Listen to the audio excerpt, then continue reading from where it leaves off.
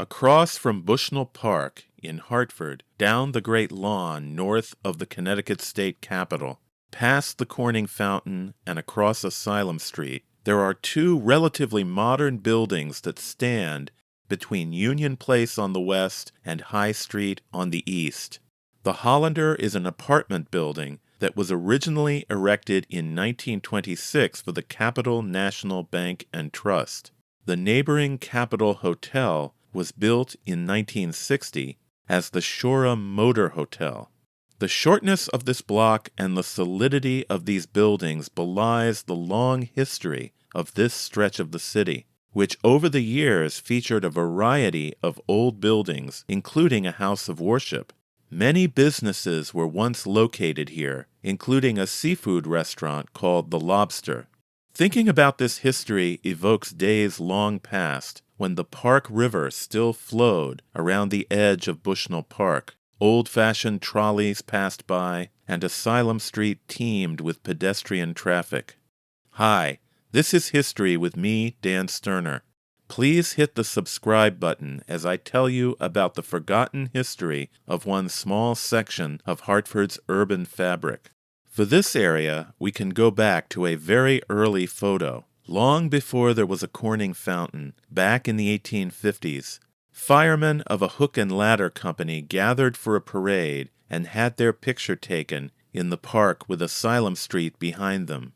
On the site of today's Union Station was the old Italian villa-style station erected in 1849 by the Hartford and New Haven Railroad.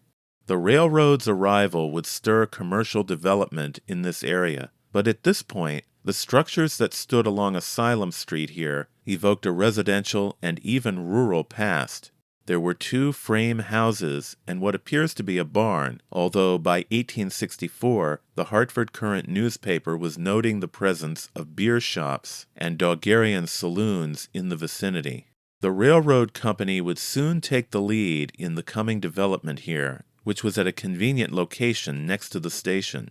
By the way, back then, the railroad crossed Asylum Street at street level instead of above as today.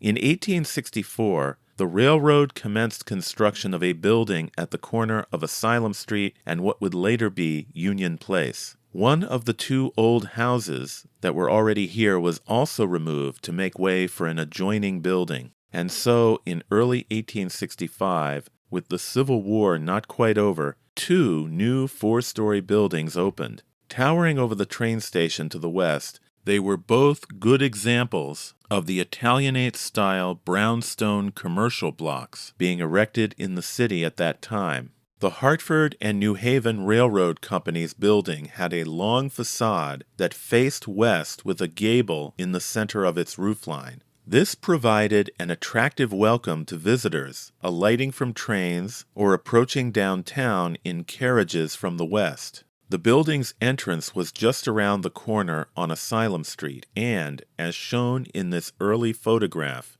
the first occupant on the ground floor was Travelers Insurance Company, which was located here from 1865 until 1872, when it moved to the corner of Prospect and Grove Streets. In the early 20th century, the company would move again to its current prominent home on Main Street.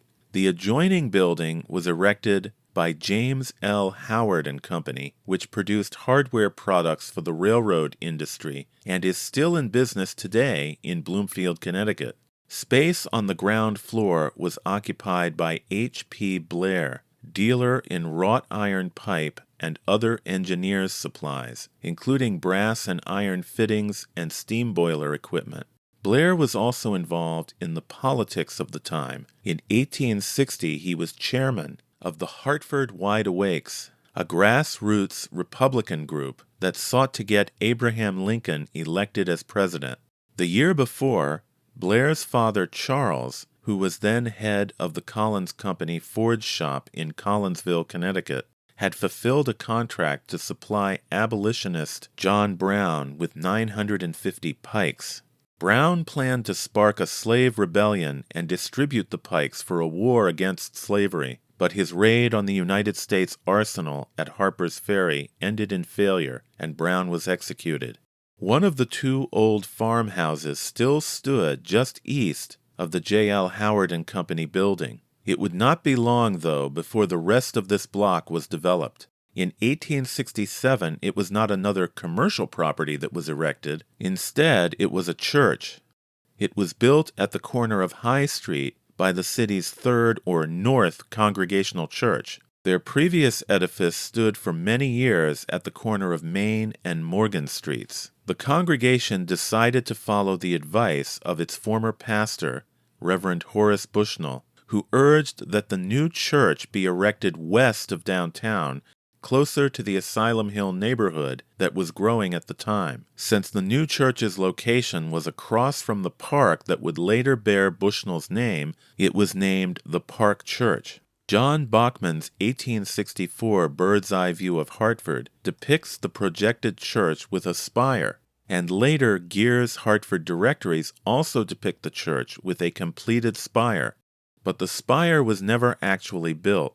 It was common at the time for congregations to build churches in stages as funds became available. Unlike the Asylum Hill Congregational Church, located further west up Asylum Avenue, the Park Congregational Church did not prosper in what was developing into a commercial district. In 1914, the congregation merged with the Farmington Avenue Congregational Church to form Emmanuel Congregational. The former Park Church building was then rented to the Second Church of Christ Scientist until 1921. The church was torn down in 1925 to make way for the Thomas W. Lamb-designed Capital National Bank building, which still stands today. If you liked this video so far, please remember to hit the subscribe button. Going back to when the church was first built, it was not long before the space between the Howard building and the church was filled in. By 1880, the remaining old house had been replaced by a 4.5-story brick building, erected also by James L. Howard. Next to the church, a 5-story building was put up by Charles Blair of Collinsville, who I mentioned earlier. In 1880, the Congregational Churches of Connecticut acquired the east half of the building for use as a memorial hall. By the 1890s, the west half of the building was the Hines Brothers Hotel. In March 1899, a fire devastated the Howard buildings, which were both gutted. They were soon restored, and both were raised up to a full 5 stories. I'll put a link in the description below to a Substack post I've written that gives more details about the fire. Once these buildings were rebuilt, with the exception of the replacement of the church, the basic appearance of the rest of the block remained stable for almost the next 60 years. These buildings continued to occupy a prominent place across from Bushnell Park and the Park River. In the wake of the major floods of 1936 and 1938, the river was put through an underground conduit. Over the years, numerous businesses occupied these buildings. One of the most notable was the seafood restaurant called the Lobster, which had a prominent sign extending from the front of the old Hines Brothers Hotel building that stretched 4 stories above the front entrance. The restaurant was started by Sam Triars, an immigrant from Piraeus, Greece, who started out in Hartford as a dishwasher at the Allen House Hotel and later shined shoes near Union Place. He eventually saved enough money from running a hot dog stand to open his own restaurant, the Lobster, in 1925. With the end of Prohibition in 1933, he opened a beer hall annex to the Lobster called the Brass Rail Tavern. And when the sale of liquor by the drink was finally permitted again in Hartford in 1935, he converted the front half of the Brass Rail into a stylish cocktail lounge. Diners at the Lobster could enjoy nightly dancing with a 6-piece orchestra and a variety of elaborate floor shows over the years. After Triar's death in 1952, the restaurant reopened under new management. The Lobster sign was gone by the time of this late 1950s photo.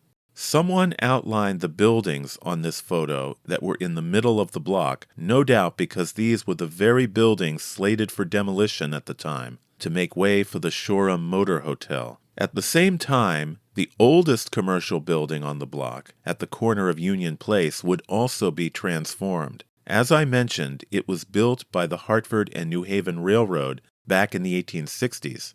In the 1930s, when Hartford was still a major industrial center, the building was called Unity Lodge Hall and was a hotbed of union activity. Many labor organizations used office space on the second floor, and large numbers of workers, like the members of Pratt and Whitney Aircraft's first industrial union, could gather for meetings in the third-floor hall. The building became the headquarters of the city's Congress of Industrial Organizations. By the late 50s, though, the building's upper level was no longer being used, so in 1959 its owner, attorney Albert J. Marks, removed the upper floors. The resulting structure, which contained a row of shops that extended down Union Place, gave little idea of the Victorian-era building it had once been. This remnant of the Civil War era was finally demolished in 1991, leaving a parking lot. The Shoreham Motor Hotel opened next door in early 1961. It has had many changes of appearance, name, and ownership over the years, and is currently called the Capitol Hotel.